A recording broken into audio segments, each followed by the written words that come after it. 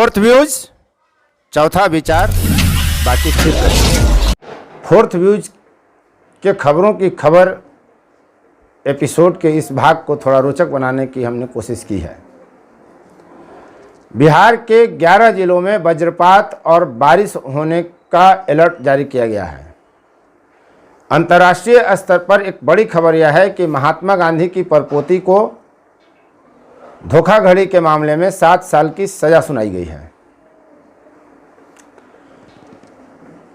टीकाकरण में महिलाएं पिछड़ रही हैं और भाजपा का टीका बताने वाले लोग अब टीकाकरण करा रहे हैं। आप देख रहे हैं फोर्थ व्यूज। यदि आपने चैनल को सब्सक्राइब नहीं किया है तो कृपया करें। कहावत तो है ही और एक रोचक रचना भी। बिहार के 11 जिलों में बारिश और वज्रपात, जिसे आमतौर पर बिजली गिरना कहते हैं, का अलर्ट मौसम विभाग ने जारी किया है। मौसम के बदलते रुख को देखिए तो आप आज नमी का एहसास भी कर रहे होंगे। कई इलाकों में बूंदाबांदी भी हुई है और कहीं कहीं बारिश भी। मौसम विभाग ने जो अलर्ट जारी किया है उन 11 जिलों में पटना, जहानाबाद, सारण, सिवान, पूर्वी एवं पश्चिमी चंपारण, मुजफ्फरपुर, सीतामढ़ी, दरभंगा, नवादा, नालंदा में मध्यम बारिश और वज्रपात होने की संभावना व्यक्त की गई है। बिहार में वज्रपात से काफ़ी संख्या में मौत भी हर साल होते रही है।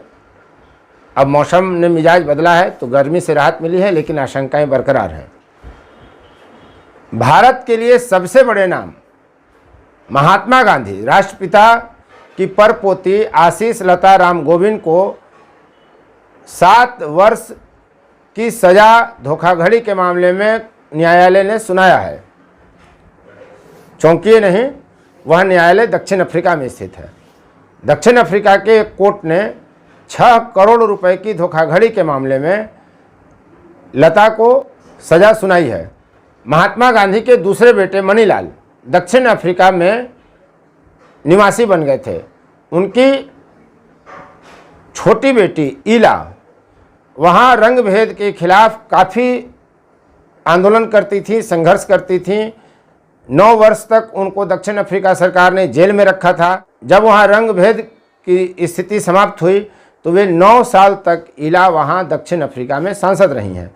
उन्हीं की बेटी है आशीष लता राम गोविंद, जिनको 7 साल की सजा दक्षिण अफ्रीका के कोर्ट ने सुनाई है।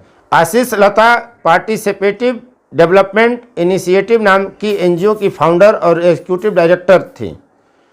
एनजीओ अहिंसा के क्षेत्र में काम करता है, जहां लता अपने आप को एक एक्टिविस्ट के रूप में बताती हैं, जिसका फोकस पर्यावरण, सामाजिक और राजनीतिक सुधारों पर है।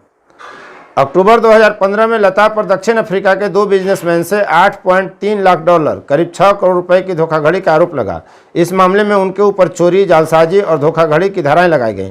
लता पर दक्षिण अफ्रीका के बड़े उद्योगपति एस.आर. महाराज से 60 लाख रैंड यानी 3.22 करोड़ और एक अन्य बिजनेसमैन से 50 लाख रैंड यानी 2.7 करोड़ रुपए की धोखाधड़ी का आरोप लगा। इन्हीं में से एक मामले में उन्हें 7 साल की सजा सुनाई गई है। कोविड-19 के इस दौर में टीकाकरण एक बड़ा मुद्दा बनकर उभरा है। बिहार की स्थिति यह है कि यहाँ 51 लाख पुरुषों ने जहाँ टीकाकरण कराया, वहीं महिलाएं 41 लाख टीकाकरण करा सकी हैं। यानी पुरुषों की अपेक्षा महिलाएं टीकाकरण को लेकर पिछड़ रही हैं। जागरूकता का अभाव है। महिलाओं की मानसिकता में यह बैठ गई है या बैठा दी गई है कि पुरुषों की अपेक्षा उनका संक्रमण दर कम है। टीका की बात निकली है तो आपको याद होगा कि कोविड-19 रोधी टीका का कई विपक्षी नेताओं ने भाजपा का टीका, मोदी का टीका कहकर मजाक उड़ाया। नतीजा देश में टीकाकरण की रफ्तार थोड़ी थमी थी। अब स्थिति यह है कि उत्तर प्रदेश के मुख्यमंत्री रहे अखिलेश यादव, सपा के नेता ने इसे भारत सरकार का टीका बताकर खुद टीका लगवाया और अपने बाबूजी को भी टीका लगवाने से परहेज नहीं किए। कल बाबूजी ने लगवाया, आज बेटे ने लगवाया। अब इस पर दैनिक जागरण अखबार में ओम प्रकाश जी का एक कमेंट छपा है। नेताजी लगवा रहे बीजेपी वैक्सीन और समर्थक हो गए सब कौड़ी के 3। सब कौड़ी के 3 सभी को था भड़काया, किंतु पिता को जाए स्वयं ही अब लगवाया। अंध समर्थक लोग हमेशा हारे बाजी, अरु सबके भड़काए मौज करें नेताजी। निखिल जैन और देश में चर्चा बटोर चुकी नुसरत जहां का वैवाहिक संबंध संकट में है।